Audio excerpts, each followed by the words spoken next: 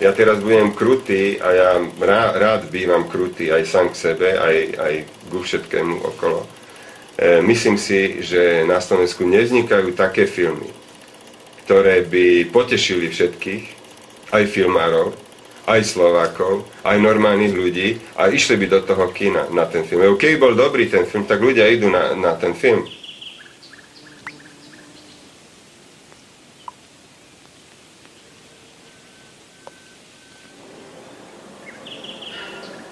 Pretože nikdy nechce slovenský film. Ani diváci. A sa ukazuje, že ani filmári pomaly.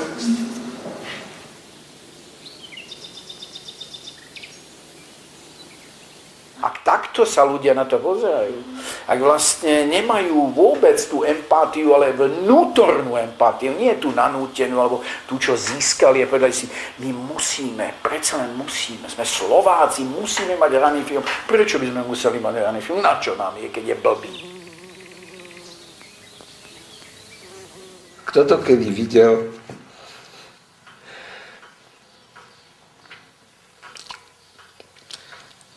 Že by na Slovensku chýbali talenty. Chýbali? Nikdy.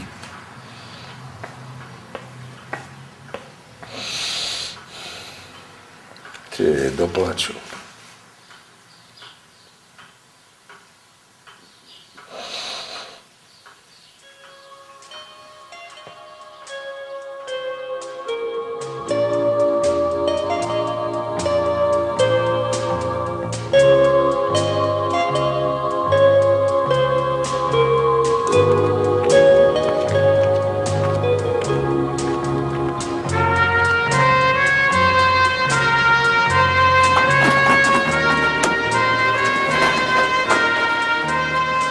Beží kamera.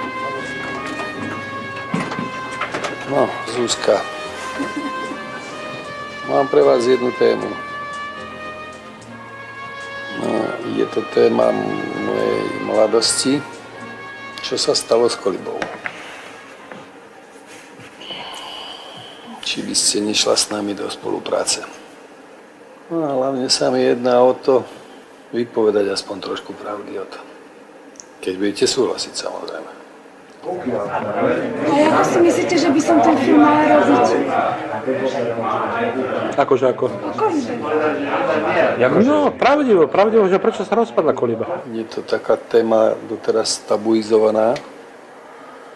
A treba ho vážne otvoriť, či s ľuďmi, ktorí z tej Koliby odišli, alebo boli vyhnaní, alebo s tými politikmi, ktorí do nej nastúpili vlastne. Ale keď sa to spraví tak decentne, viete, také, že proste toto, aby to nebolo také, aby sa nemohlo dokonca, skôr by som povedal takto, že prinútil k tomu, aby sa to nemohlo chytiť. Prinútil k tomu, Ľudia sa boja.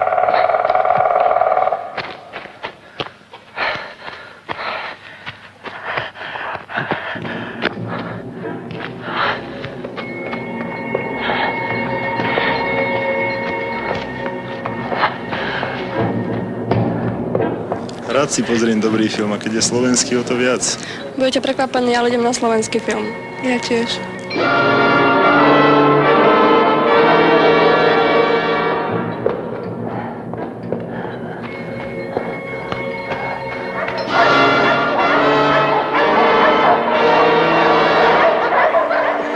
V Bratislave, hlavnom meste Slovenska, sa na Kolibe nachádzajú ateliéry slovenského filmu, v ktorých sa realizujú najnáročnejšie vysokoprofesionálne tvorivé zámery v hraných, dokumentárnych, publicistických a tiež v animovaných filmoch.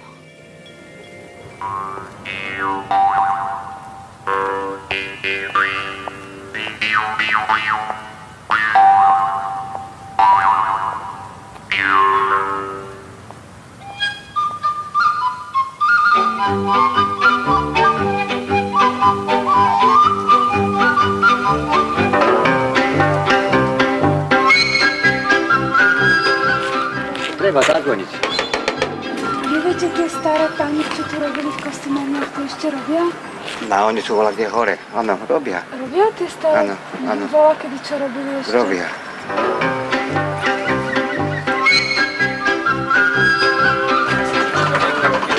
to určite už nikto tam odtiaľ brali všetky kotúče, čo vieme, lebo tam už dávnejšie. Zvukové štúdia slovenského filmu sú moderne vybavené. Súčasťou kolíbskych ateliérov je aj moderne vybavené štúdio videofilmov, ktoré spĺňa náročné profesionálne požiadavky na tvorbu a prepis všetkých audiovizuálnych umeleckých diel.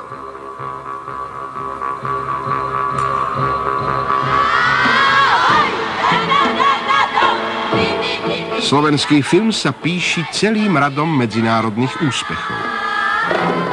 Sme pripravení milo prekvapiť, zaujať aj očariť.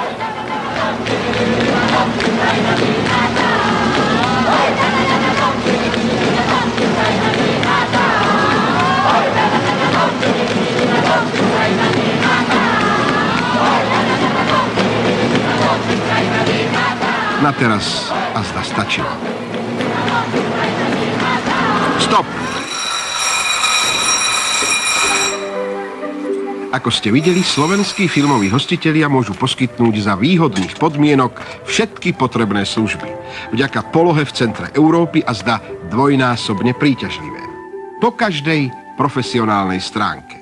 Na Kolíbe otvárame dvere do Koránu. Tešíme sa na spoluprácu.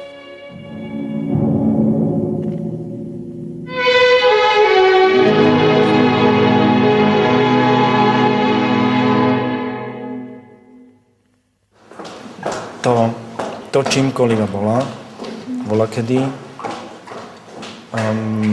že bola v podstate tým nejakým základným priestorom pre existenciu slovenskej kinematografie alebo slovenských filmov, tak to už považujem za stratené. Samozrejme, tým sa už ona asi nikdy nestane a asi to nemožno ani od nej očakávať. Ten príbeh tej Kolíby je zaujímavý asi v tom, že sa otvára aj otázka toho, že kto tú slovenskú kultúru chce a kto tú kultúru potrebuje. Po skromných začiatkoch sa začali objavovať nové mená a nové témy. Režiséri, kameramani, scenáristi, ľudia, ktorí sa na plátnach kín objavujú len v titulkoch.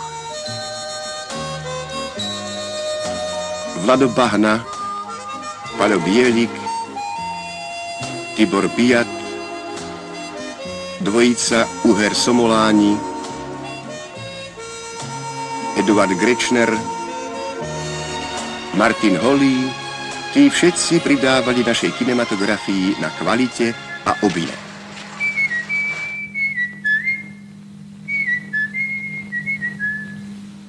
Ako dávno a predsa akoby včera. Môcť sa tak filmovo prelnúť do tohto obdobia zázrakov a fantázie.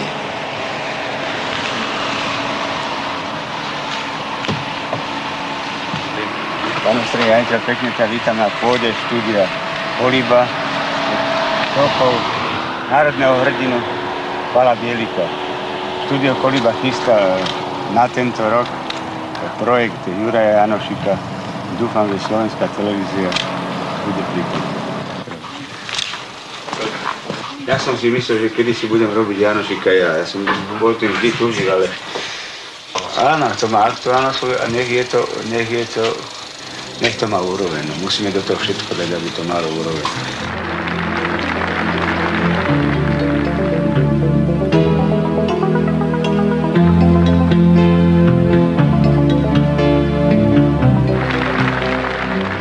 Tak buzeránske gesto, že to není snad ani možné. Ako, uvedom si to.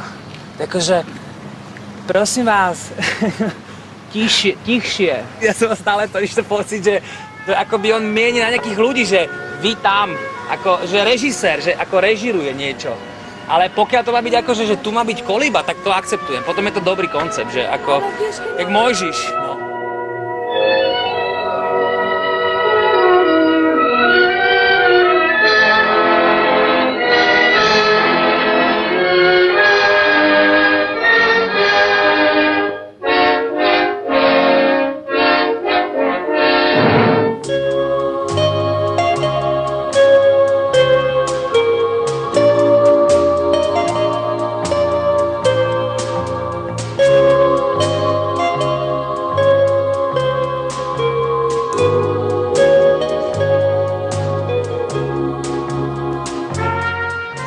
napríklad 40 rokov som pracoval v oblasti technického rozvoja spolu s desiatkami iných technikov, ktorí ako boli rovnako nadšení v tej dobe.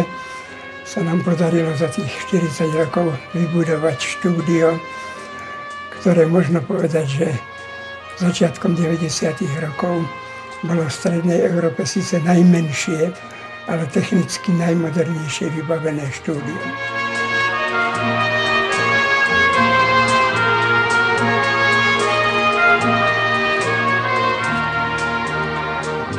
Bolo jedno i úplne jasné, že 1300 členný kolos, koľko mala 1300 zamestnancov, keď ja som sa stal riaditeľom, nemôže existovať, lebo ho nebude mať kto platiť. Nehovoriac o tom, že vám sú asi tie pomery veľmi vzdialené a asi si to už vôbec neviete predstaviť, že také niečo fungovalo, ale za predchádzajúceho režimu bolo na Kolibe zamestnaných, doslova zamestnaných niekoľko desiatok a možno v istých chvíľach aj 100 ľudí, ktorí nič nerobili, len si chodili pre plat, lebo boli v stave. No a teraz ale bolo úplne jasné, že takto tá Koliba fungovať nemôže, lebo raz bude musieť vyžiť z peňazí, ktoré si sama na seba zarobí.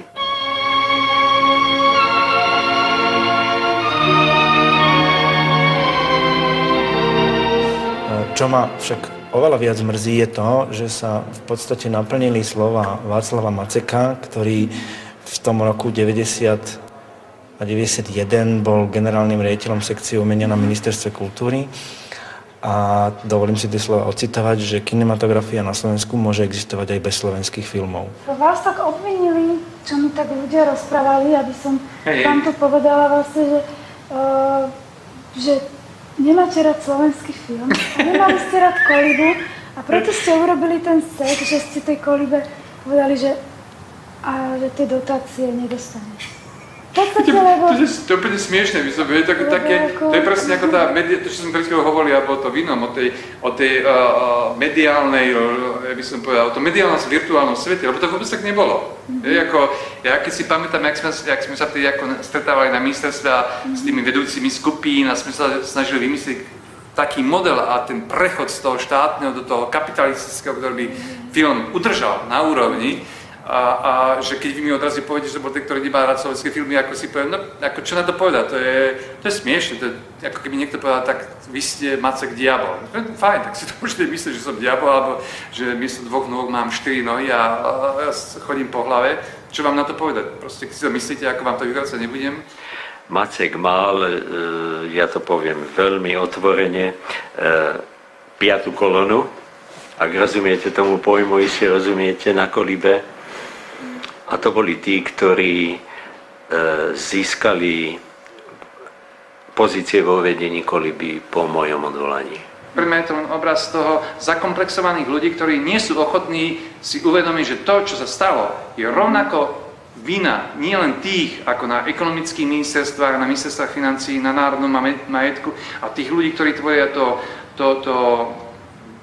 viac menej kultúrne zázemie kinematografie, ale filmárov samotných, ktorí jednoducho neboli ochotní, ako je celé, ako je istá grupa kultúrna, ako teraz divadelníci, ktorí všetci protestujú proti tomu, čo sa deje s Národným divadlom, ako tá jednoliatá skupina za svoje záujmy naozaj poctivo bojovať. Filmári aj nefilmári, v maskách či bez masiek, sliali sa vo veľkej sále Reduty v jednu veľkú masu tančiacu po parkete. Čistý zisk z tohoto plesu venovali poriadatelia na výstavbu slovenských filmových ateliérov. Slovenská filmová tvorba vypadla z kupónovej privatizácie. Po preceňovaní hodnoty pôdy na jar roku 1992 vzrástla hodnota Koliby o 200 miliónov korún. A tak nečudo, že privatizácia Koliby začína rozvirovať hladinu spoločenského záujmu. Tých princov, čo by ateliéra vôbec celú Kolibu chceli prebudiť do živej krásy, teda k využívaniu, k fungovaniu, je neúrekom. Rytierov slovenskej filmovej tvorby, zatiaľ bojujúcich ako Don Kichotovia. Dobrý deň. Tak ako ste začínali? Ako ste začínali s tou privatizáciou? Ako to všetko začalo? Tak ty sa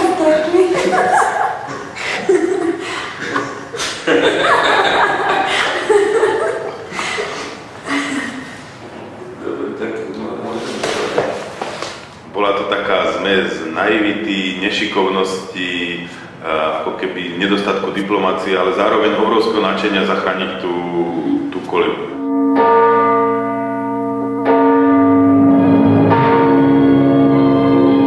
Hlavným cieľom tejto spoločnosti je teda spraviť z privatizácie Koliby verejnú kauzu. Aby o privatizácii Koliby nerozhodoval len úzky kruh ľudí, ale aby sa mohli na privatizáciu celej Koliby spoliehať a zúčastňovať viaceré subjekty. Preto tvorcovia vlastne sa dali dokopy a založili Slovenskú filmovú spoločnosť, ktorá chce nejakým spôsobom takto verejne reagovať na materiály, ktoré sa dávajú už vlastne do vlády a ktoré sú pripravené a ktoré neboli s nami konzultované. Osobne budem stále bojovať za to, aby sa ani 5 Koliby nepredalo. Ja mám na to takýto názor. Privatizovať Kolibu nemôže 20 ľudí, ani 50, ani 60. Z Koliby nemôže zbohatnúť určitá skupina ľudí. Koliba je národný majetok. Koliba je majetok každého občana Slovenskej republiky. To znamená, som za takú privatizáciu, ktorá bude v prospech slovenského filmu.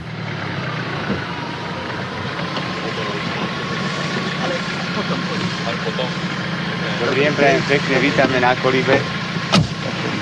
To je také stretnutie historické, že máme tu na Pála Bielika, na druhej strane jedného národného hrdinu, druhého národného hrdinu, tu na súčasného, pekne vítam. Tak ako vy ste urobili z toho Dunaja svetovú alebo európsku slavu pre slovenský národ, tak on urobil pre film toto. Tak on urobil viacej, samozrejme. Keby sme mali toľko v každej profesii takých hrdinov, ako ste vy, tak by... Ale musíme sa snažiť každý. Áno, musíme to.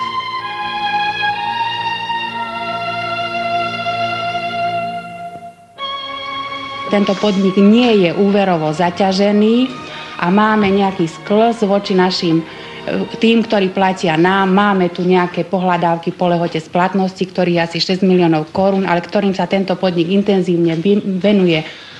Celý problém je v tom, že servisná záležitosť, to znamená Koliba ako taká, je stratová. A to nesmie byť. Lebo pozrite sa, pri tých zamestnancoch, keby som im ja nakúpil kosačky a budú kosiť v Bratislave parky, tak zarobia viacej ako tento servis. Tam je celý problém. 500 miliardový majetok musí doniesť nejaký zisk a nie stratu. Toto nie je dobrý stav. Znovu vám hovorím.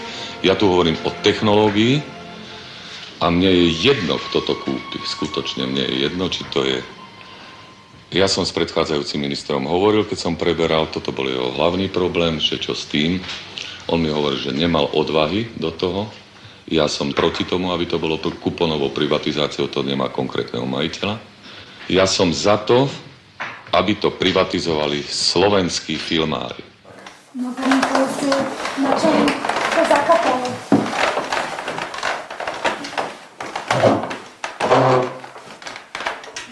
Na čo to zakapalo? No asi na tom, že to nemalo dostatočne silný potenciál.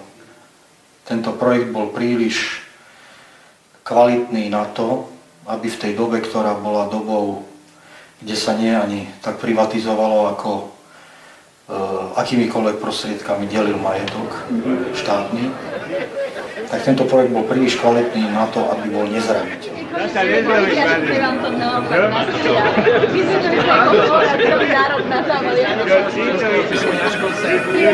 Je to veľmi pekný projekt, ja som ho videl v Manchestri, v katolickom kostole, ale tú religióznosť by sme tam zachovali, že zo skla urobíme budovu v budove a tam urobíme pre mladých také kultúrne stredisko a knižnicu, ale zároveň religióznosť toho priestoru by sme tam zachovali. Dobre? Dobre, a ten projekt treba podporiť. Dobre? Dobre, Rudko, dobre, servus, ahoj, maj sa pekne, ahoj. S ministrom kultúry som hovoril teraz. To, že sú to také povesti, že kto bol na vine, to sú výhovorky, na vine si boli sami filmári, bohužiaľ. Je to smutné, že to musím konštatovať, ale je to tak. Nevedeli sa dohodnúť a myslím si, že ani teraz sa nevedia dohodnúť. Stalo sa to, že vlastne v tej slovenskej filmovej spoločnosti sa začali trieštiť názory. tam sa stalo niečo, čo som ja doteraz nepochopil, ako keby sa každý z tých slovenských filmárov alebo si chcel uchmatnúť pre seba čo najviac.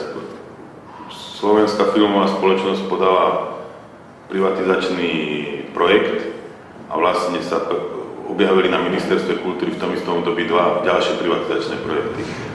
A keď sa podali tie projekty, tak všetci, čo sme boli členovia tej spoločnosti, tak sme zhodu zistili vlastne, že naši vlastní členovia podali konkurenčný projekt proti teda nám.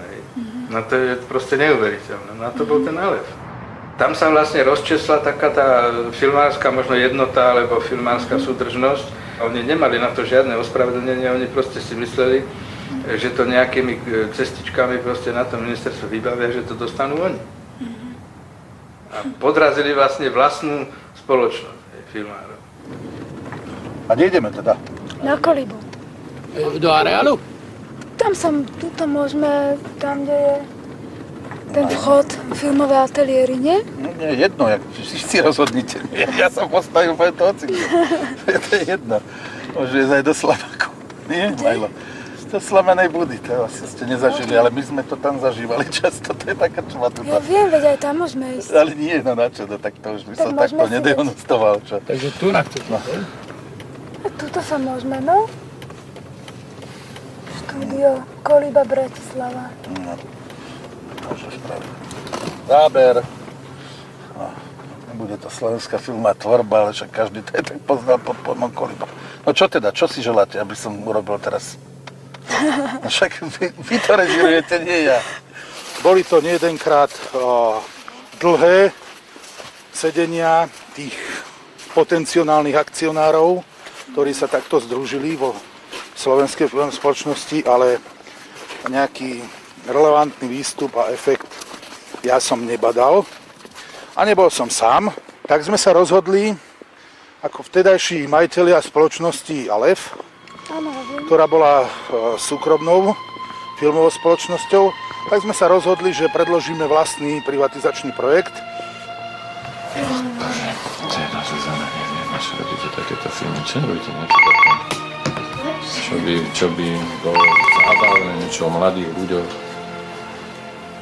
V každom prípade bola istá optika, ktorá na nás nazerala nie z vecného hľadiska, ale niektorí jej členovia nám podsúvali istý morálny aspekt tohto kroku.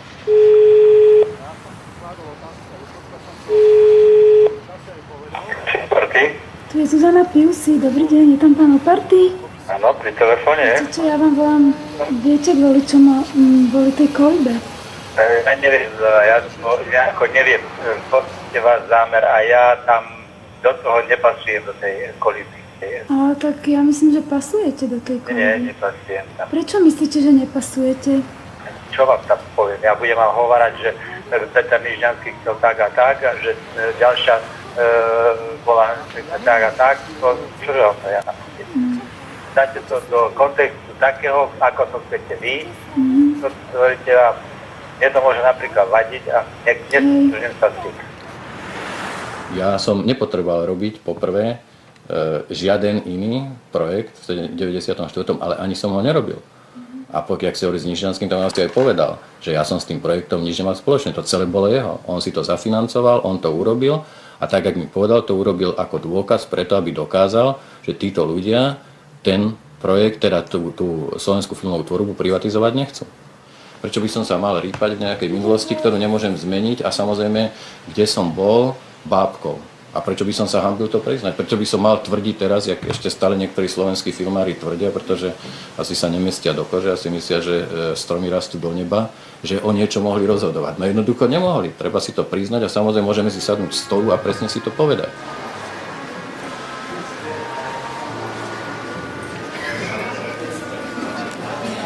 Skôr bol v tom, že vlastne unikli informácie vtedy z tej slovenskej filmovej spoločnosti. Ten privatizačný návrh napríklad Alefu dal výhodnejšiu cenu, ale boli využité všetky tie znalosti, ktoré tí chalani vlastne nazbierali vtedy v tom predsedníctve. Ja nesúhlasím s tým názorom, že by niekto nemal právo, keď je v jednej spoločnosti, ako bola Slovenská filmová spoločnosť, že by nemal právo vidieť aj možnosť presadenia projektu iného úplne individuálnym spôsobom. Ja som bol oneskorený vo všetkých reakciách.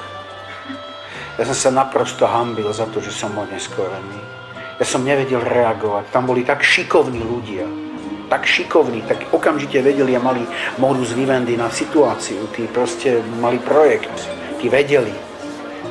To, že to boli mystifikácie, totálne mystifikácie, to človeku dojde až po rokoch. Film má parameter rybacej konzervy a vojenské baganče. To nič extra není. To si tu len niekto umanul, že z hľadiska tých procesov riadiacich je to niečo iné. To je taká istá triviálna, fádna blbosť, rutina, ktorú niekto robí, ako keď riadi lodenicu. Nič viac, nič menej to není. Nič viac.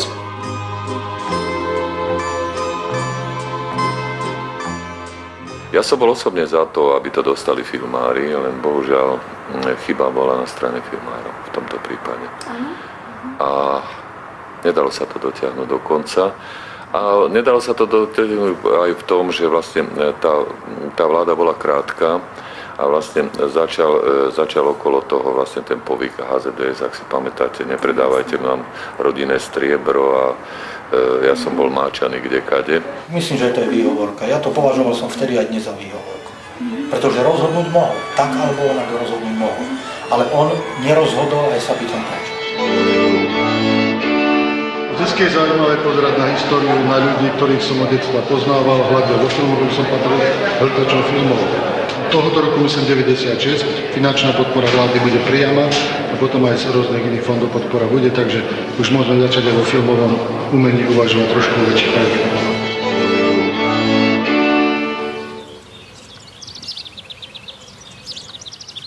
Šlak, aby to trafil. Čak to bolo všetko. Všetko bolo takto, ako na dlani. Urobené, vybudované. A toto príde niekto a schľamsne. Keby ja som mal z toho úžitok, že by na tom zarábal. Ale on to jednoducho zničí, kurva, zaňák. To snímate?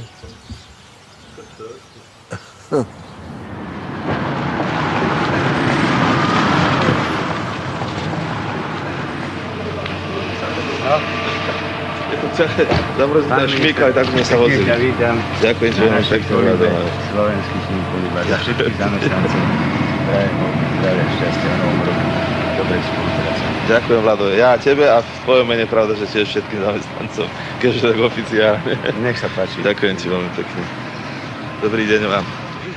Tak ministerstvo kultúry môže nedopustiť, aby sa nestalo s Kolibou to, čo niektorí žiaľ s ňou chystali urobiť. A jednoducho Kolibu by boli kúpili a boli by ju možno rozpredali na nejaké iné účely. Celkom určite by nevznikali slovenské filmy.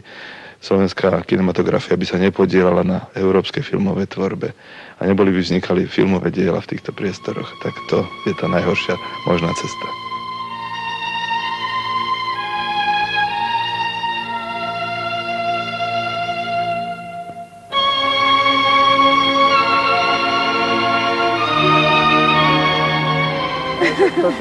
To je, my keď to budeme o to vyprávať, to je, keď by sme to my rozkrádali. Lebo my sme pri tom boli, ne? Tak on mu to aj vozil na to, ne? To nemôže povedať. A keď mu, Prečo? Prečo to nemôžete povedať, všetky obrazy sú v Čerpove. Nepotrebujem mať problémy. Ale veď vy ste boli šofér. Vykradli. No a čo? Premietačky zobral tam jeho synov je šéf kultúrneho domu na onom, ne?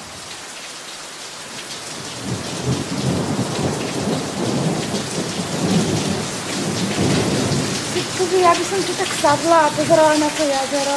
No, je tam molo, inak je tu krásne tu na jar a na jeseň, lebo toto je také oddychové miesto pre prelietavé kačky, všelijaké druhy kačíc, husí, týchto. Bývajú tu aj bociány. Je to pekné, je to na jar a na jeseň je to plné, tá jazero. Ja nepoznám človeka, ktorý nechce peniaze. Vy by ste odmietli, že? No nie, ale ako... To, čo sa tam stalo, to, čo hovoria aj ľudia, že vlastne tá koliba sa rozkradla vďaka tomu Ondrušovi. Ale ja si myslím, že neviem, či sa rozkradla.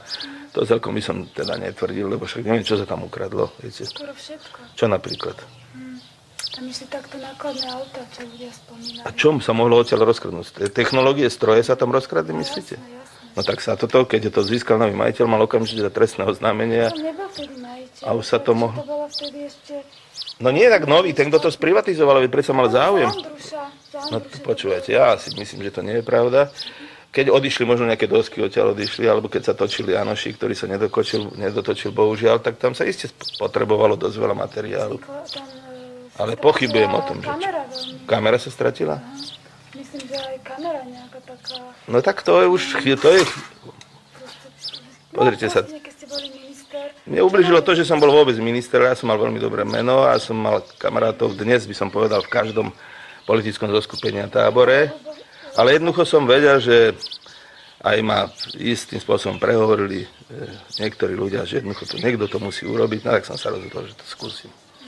Vôbec to nebola ani otázka peňazí. Prosím? No lebo od nikoho som inú ponuku nedostal. A keď máte nejaké projekty, ktoré chcete uskutočniť, je škoda vymeškať akúkoľvek príležitosť. To je kútik politických strán, prezliekanie. Dobrý, plášť kráľovský, môžeme pelerinku. No tak dajme pár Môžem aj ísť domov. V tom rozhodujúcom momente to práve spravil Ondruš, s kým neviem, hovorí sa, že súdecom a s tou skupinou. On sám z toho aj profitoval.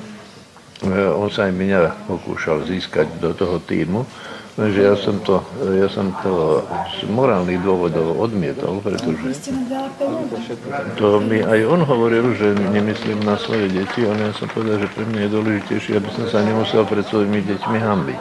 Že to je pre mňa vyššia devíza ako povedzme nejaký materiálny zisk. A myslel som to otvorene a úprimne a myslím si to podnes, že to je snad ja. Zahraj, vole, čo to. Ale to je taký klavír, že to je atrapa. Nech to je, aké to je, rozumieš, také to musí byť. Presne pasuje.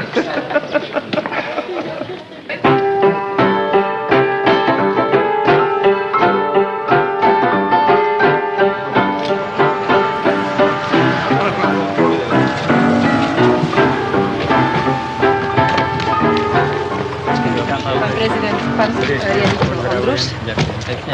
Na kolibe. Pardon. Ukazuje sa možnosť to naozaj využiť, lebo už či je to majetok toho alebo onoho, slovom je to tu v Bratislave, na Slovensku a je dôležité, aby každá zložka majetku, ktorú máme, proste živila ľudí, prinášala nejaké efekty, umožňovala uspokojovať potreby.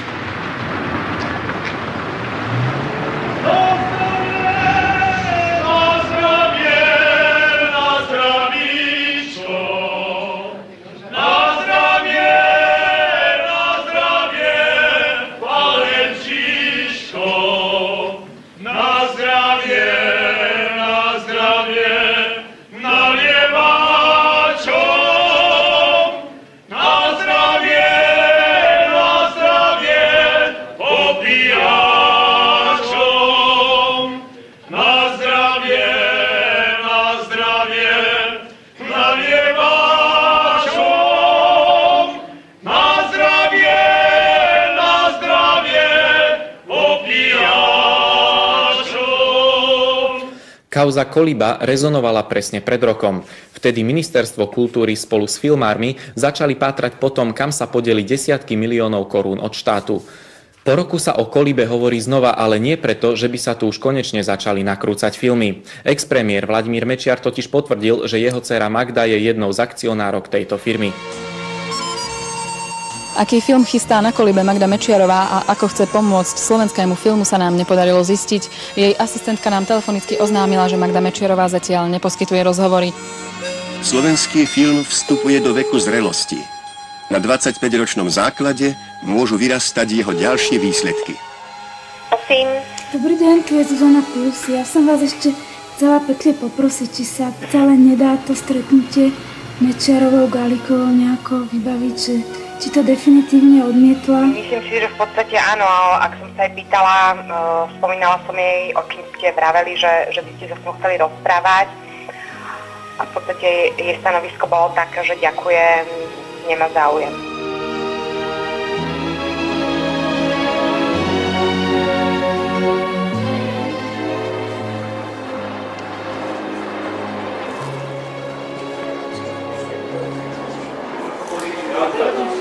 Nič sa nerozkradlo, prepáč. Všetko tam. Bol chytrý, bol šikovný a preto mu dali túto možnosť, ktorý tam robí. Čo potom ľudia, filmári hovoria, že ste to rozkradli? Ja som jedine pozdvihol svoju kolibu, som udržal takú, ako je.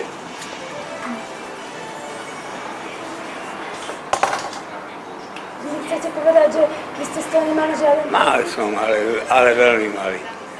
Som mohol mať, keby som to bol predal napríklad jednému pánovi, ktorý to chcel kúpiť odo mňa, tak by som mal 10 krát taký. Není vám to ľúto, že ste to nepredali tomu pánovi? To mi nadáva syn doteraz. Nadáva vám syn? Áno, aj celá rodina, že som bol sprostý. A prečo ste to potom, prečo to dopadlo tak, ako to dopadlo, keď ste z toho nemali až... Lebo ja som myslel, že to ostane na Slovensku všetko, že to bude slovenský film, že sa tam bude robiť. Verili ste, že ten film bude existovať? Áno. A išlo vám o ten film? Teraz neverím už.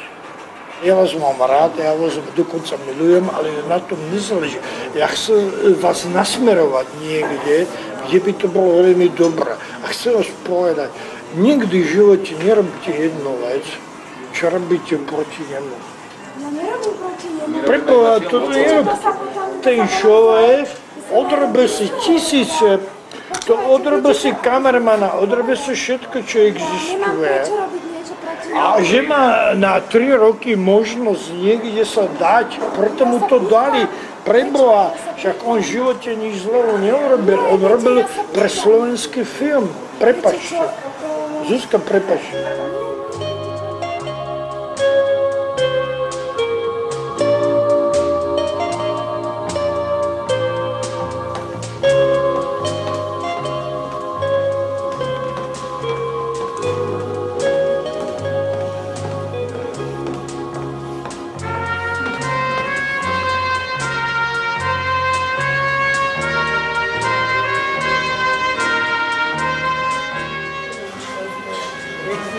Tam vidíš, že tam sú ľudia. Vždy striháš ľudí, ktorých nejakých vidíš. A hľadaš nejaké príbehy, ktoré by ťa upútali. Víš, to je zaujímavé, ako sa boskávajú, ako niečo robia. Keď nič nerobia, tak je to o ničom. Keď nič nerobia, stoličky ťa nezaujímajú.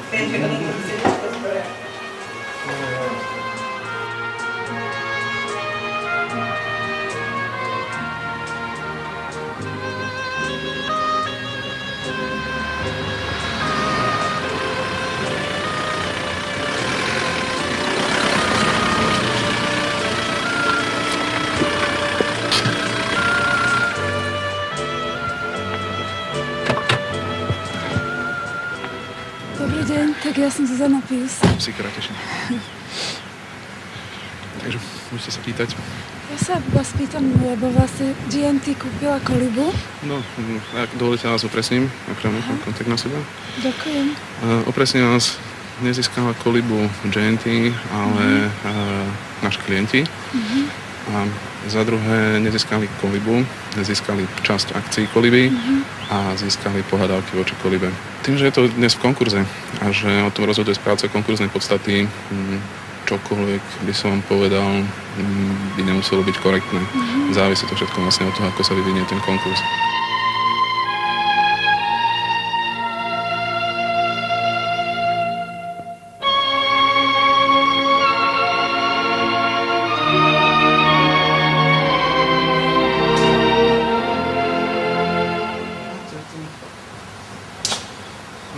Labakan, že? Falošný princ, áno. Toľko politikov, filmárov sa zišlo, aby zachránilo film, ako v žiadnej inej európskej zeme.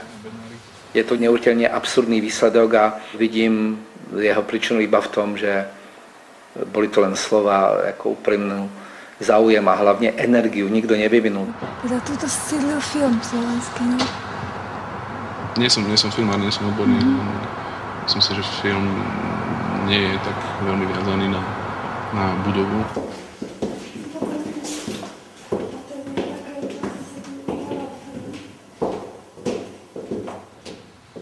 Nikto na Slovensku nebol, ktorý by tú kontinuitu podržal. A všetci filmári sme sa len vyhovárali, že nejak sa to drolí, že nejak sa to rozpadá, že slovenský film zaniká, ale my všetci sme boli zodpovední, aj sme zodpovední za to, v akom je stave slovenský film. Každý jeden filmár, ktorý nespraví dobrý film, ktorý urobí prepadák, je zodpovedný za tých ďalších, ktorí potom už nemôžu robiť slovenské filmy. Toto je bankovka, ktorá sa vám zúročila v tej banke, takže veľké nadšenie, je to 5000 bankovka, že má 500 korunovú verziu a... Mne to stačí. A bankovka to ako berie? Bankovka sa teší, lebo vlastne slúži obehom, takže ona je na... Tak, poď ruka, chcem, tak.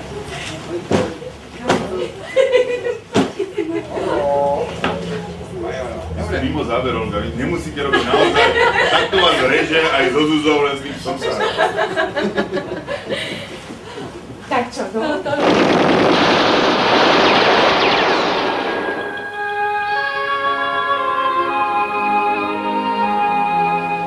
Poézia pionierského obdobia slovenského filmu patrí už nenávratne do minulosti. Zostali spomienky, milé a zaujímavé príbehy, zostali dátumy, ktoré ohraničujú dnes už historické kapitoly. A zostalo to hlavné, nadšenie a láska k tvorbe, bez ktorých sa dobrý film nedá urobiť. Ani vtedy, ani dnes.